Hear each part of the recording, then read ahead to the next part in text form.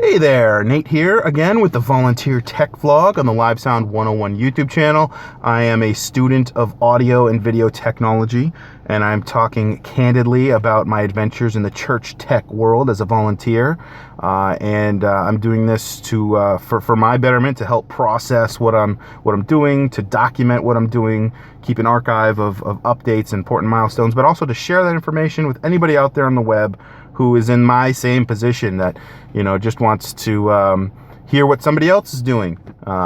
We're not a huge, large-scale church or mega church or anything. A small church in New England, about 200 to 300 people, and we've got a low-budget volunteer team, and I talk about what we're doing. And I'm also a systems integrator during the week for my day job. Although I don't do church integration specifically, a lot of that information carries over. So that's where I'm coming from here. And in case you didn't know, and this is going to be a crash course video. This is going to be an intro to the Tascam SS-R200. So this is the solid state recorder from Tascam. I don't think it's anything new per se. You know, it's not like the brightest, shiniest, best one out there, but it was one that looked like it was going to meet our needs and looked like the price was a good price point. So we went and got it. And I can tell you this, it's going to make Josh very happy because it's going to simplify his workflow. So recurring tasks that he does every week, it's going to make him be more efficient. So that's the big reason for it. And the Tascam CD recorder we had would fail from time to time. It would come up with errors. And I don't think that's anything necessarily to do with Tascam per se. I think it's more to do with the optical media is just kind of sometimes there's errors.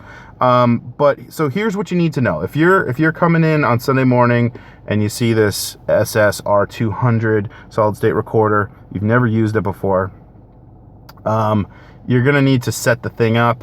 Now the resolution, the file size and format was already set up for me, so I'm going to assume that that's already set up for you as well. I'm not going to go into that detail, although that would be a good thing to talk about. But for now, since I don't have in my head exactly what buttons you need to push, let me just go over the main thing you need to do is set the source. So there's 3 input sources. 3, if I can hold up all 3 fingers. So you got your A val for analog balanced, you got your A unbal for analog unbalanced, and you got your D coax for digital coax. So you got to set the source, and it will remember whatever the last source you selected was.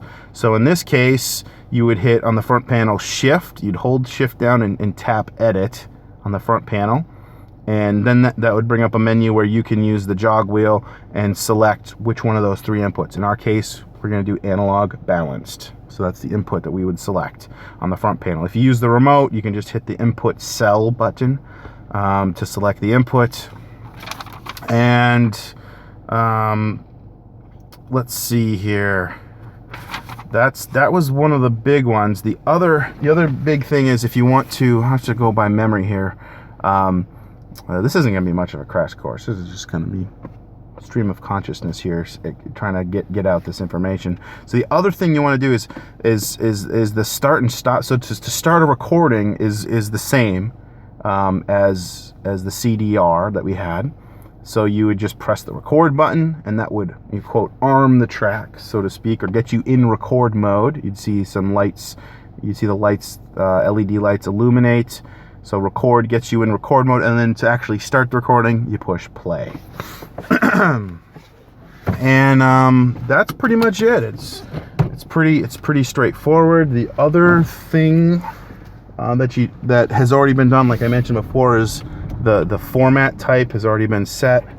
I think you get there by hitting the edit button, and then you can scroll down and find format type, and you can either pick MP3 or WAV. It's pretty easy to navigate on that jog wheel, on that front panel, as long as you read the manual and you can reference the manual there.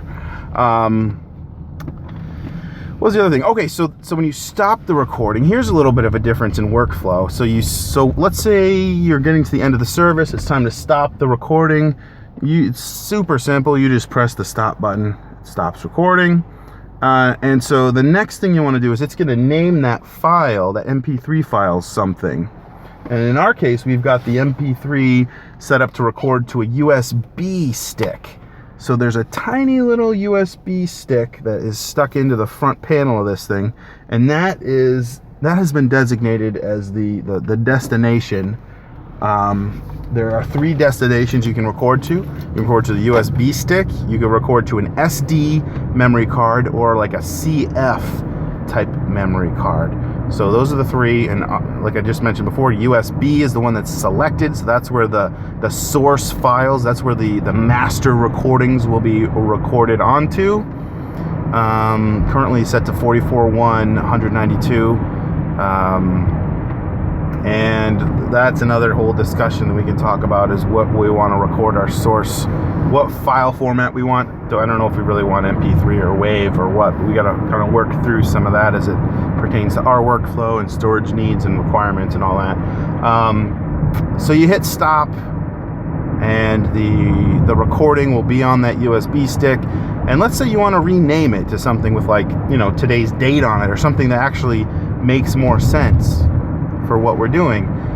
You would change the name by hitting the Finder button. So you click Finder, the hard button on the front panel, and once you hit Finder, you will see the root directory of that USB drive, because that's the one it's set to look to. And from there, you can use the jog wheel to scroll down to the file that was just recorded. And oh yeah, there's no finalization. So the CD recorder, let me just get this in there before I forget. The CD recorder would have this finalization process where once you stop the recording, you have to click finalize, and it'll say, are you sure? And you have to hit yes. Yes, finalize. So are you really sure? And you have to hit, yes again, and then it would count down. It would take like a minute and a half or 2 minutes to actually finish writing that recording to a CD. It's just a standard thing when you record the CD. It needs to be finalized in order to make that audio playable in other types of CD players. Now, what we're doing with the solid state recorder, there's no finalization process. Once you hit stop, you'll see a little message come up on screen that says, writing information or something like that, but it takes, 5 seconds and you're done. So there's no finalization process. That's important to know. That's a change in workflow. And so now I've already mentioned, you hit the Finder button, you scroll down, you select the file you want to rename, and then you click Enter on the jog wheel, right? So Finder, scroll down with the jog wheel, press Enter with the jog wheel, and now you've got another menu you can cycle through. And one of the first thing, I think it's the very first one, is rename. So you want to rename that file, and what we've done in the past is we've started with the format type.